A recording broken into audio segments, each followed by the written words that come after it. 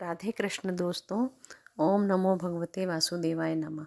कल से मार्गशीर्ष मंथ चालू हो रहा है और मार्गशीर्ष में हम कृष्ण की जितनी भक्ति करते हैं, जितना हम उनका नाम जप करते हैं, उसका हमें कई गुना ज़्यादा प्रतिफल मिलता है। आप सब जानते हैं भागवत गीता में श्री कृष्ण ने अर्जुन से बोला था कि महीनों में मुझे मार्गशीर्ष मतलब अगहन का महीना बहुत प्रिय है। तो ये महीना कृष्ण भक्ति के लिए बहुत माना जाता है। इसमें मैं आपको रोज़ एक कृष्ण भक्त की सत्य घटना पे आधारित कहानी सुनाऊंगी, जिससे आपको सुनने मात्र से ही आपको उसका कई गुना ज़्यादा फल मिलेगा।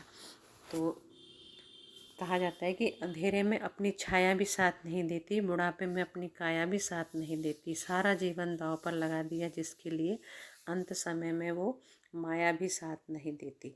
तो ये कहानी सुनिए आप और सुन के इसका फ़ायदा उठाइए।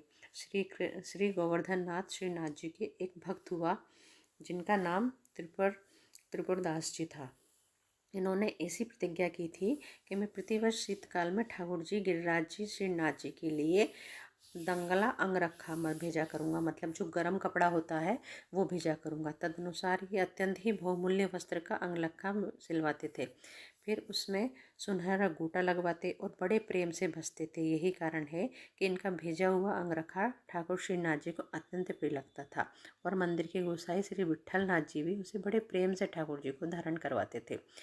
कुछ काल समय इनका ऐसा समय आया कि राजा ने इनका सर्वस्व अपहरण कर लिया। वे एक एक दाने को मोहताज हो गए। इसी बीच शरद ऋतु आ गई। तब इन्हें श्री ठाकुर जी के लिए अंगरखा भेजने की याद आई, परंतु धन का सर्वथा अभाव होने से श्री ठाकुर जी की सेवा से वंचित होने तथा प्रतिज्ञा भंग होने के दुख से इनकी आंखों में आंसू छल छला गए। एकाएक पीतल की एक दावत इनकी नज़र में आई। इन्होंने मन में निश्चय किया कि इसको बेचकर मैं श्री ठाकुर जी की सेवा करूँगा। श्री त्रिपुरदास जी ने पीतल की दावत को बाजार से में बेचा और उन्हें 1 रुपया मिला। इस रुपये में उन्होंने केवल मोटे कपड़े का एक थान खरीदा। फिर उस कपड़े को लाल रंग में रंगा, परंतु फिर भी इनका साहस नहीं हुआ कि ऐसे साधारण वस्त्र को लेकर हम कैसे श्री गोसाई जी के पास जाएं।